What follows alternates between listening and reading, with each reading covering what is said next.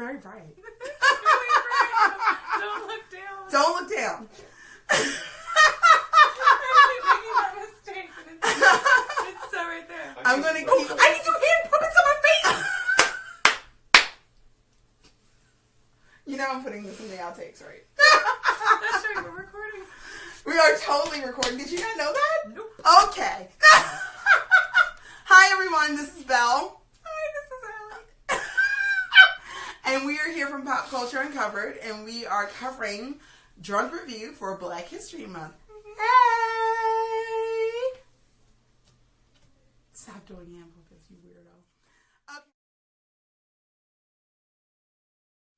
Okay, so we're going to talk about Zach De La Rocha, aka the frontman for Rage Against the Machine.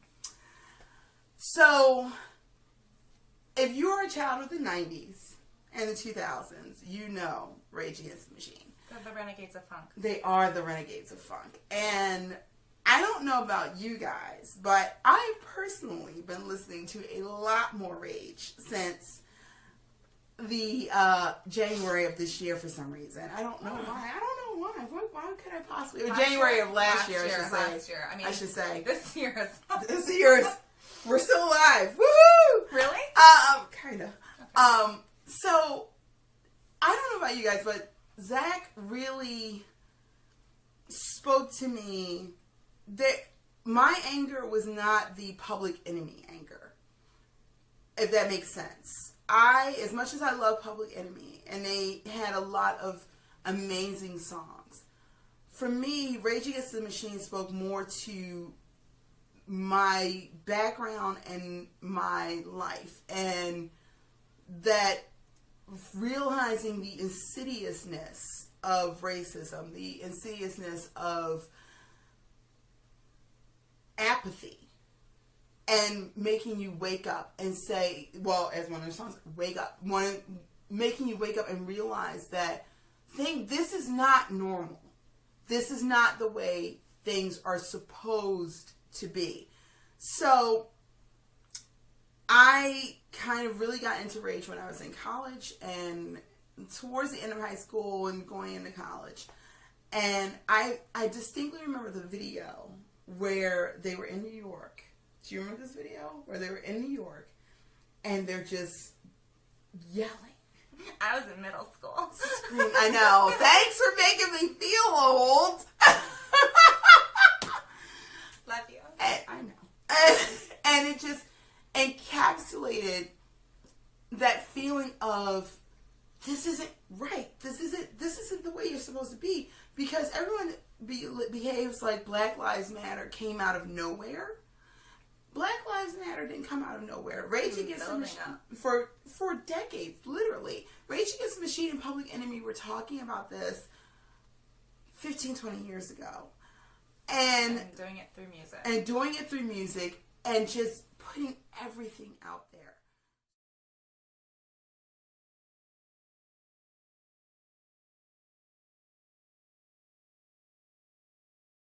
So, Allie, do you have a favorite Rage song?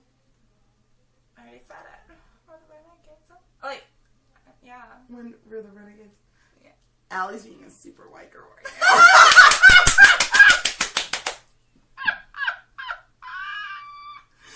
now. Okay.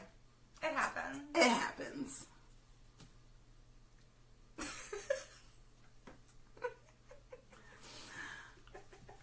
It's hard for me to pick my favorite Rage song, but I'm going to have to say Killing in the Name of. Yeah. That was... Because you better do what they told you.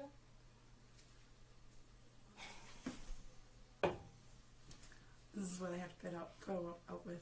Sorry. Although, show them your shirt. Speaking of another artist that we're going to talk about, show them back. Oh. Okay, not just your boobs.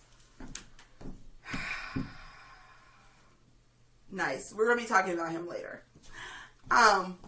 But Killing in the Name of just did really just made me it made me feel amped up, and it made me want to go out and change the world, and it made me wake up and see things that I hadn't noticed before.